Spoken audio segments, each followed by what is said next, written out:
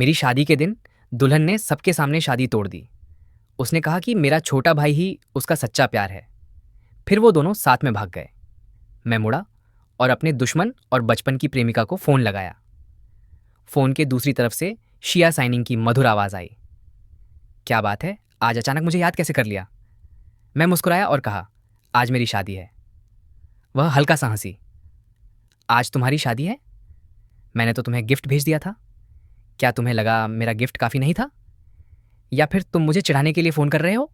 मैं हंसते हुए बोला, सुना है तुम अभी भी सिंगल हो, आज शादी करोगी? शादी तो आज ही है, बस दुल्हन की कमी है। मेरी बात पूरी होने से पहले ही उधर से जोर की आवाज़ आई। शिया साइनिंग ने भौहें सिकोड़कर पूछा, जियांग यूचिन, क्या तुम सच में सीरियस हो? मैंने कहा, मैंने कब तुमसे झूठ बोला है? वह कुछ देर चुप रही, फिर मुस्कुराकर बोली, अगर मैं आ गई तो उसके बाद क्या होगा जानते हो?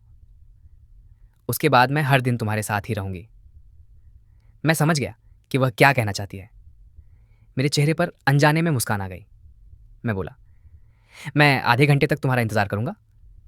फ़ोन रखने के बाद मेरा दोस्त आगे आया और कंधे पर हाथ रखकर बोला, असल में शिया साइनिंग भी बुरी नहीं है। मैं मुस्कुराया, मुझे पता है। मैंने उसे मजबूरी में नहीं चुना था। हम बचपन से साथ पढ़े थे, प्राइमरी, मिडिल और हाई स्कूल तक। 5 साल तक हम एक ही डेस्क पर बैठे, लेकिन हर दिन लड़ते रहते थे। पहले मुझे समझ नहीं आता था कि वो हमेशा मुझसे उलझती क्यों है। जब तक उस कार एक्सीडेंट में उसने बिना सोचे मेरी तरफ छलांग नहीं लगा दी, तब जाकर मुझे सब समझ आया। तभी दरवाजे पर दस्तक हुई। एमसी की आवाज़ आई, मिस्टर जियांग, क्या दुल्हन तैयार है? शादी शुरू होने वाली है। मैंने जवाब दिया, बस अभी तैयार है। मुझे पूरा भरोसा था कि शिया साइनिंग अपना वादा नहीं तोड़ेगी। 20 मिनट बाद वह दरवाजे पर खड़ी थी। मैं उसे देखकर हैरान रह गया। वह सिर से पांव तक एक खूबसूरत ड्रेस में थी, हर चीज़ परफेक्ट। ऐसा लग रहा था जैसे उसने पहले से तैयारी कर रखी हो। उसकी कलाई पर एक साधारण घड़ी थी, वही जो मैंने उसे हाई स्कूल में गिफ्ट की थी। मैंने सोचा भी नहीं था कि वो आज भी उसे पहनती होगी।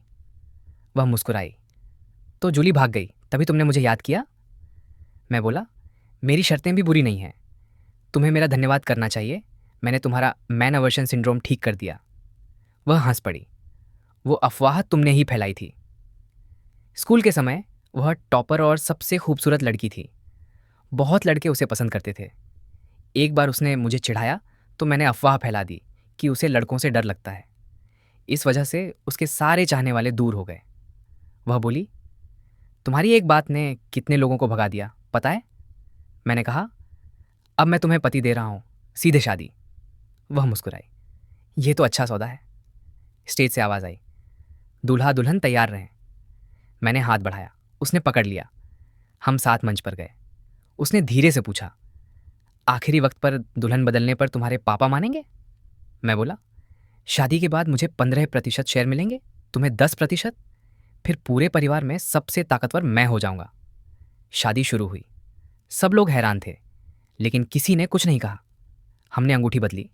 शादी के बाद मैं घर नहीं जा सका। शिया साइनिंग मुझे अपने घर ले गई।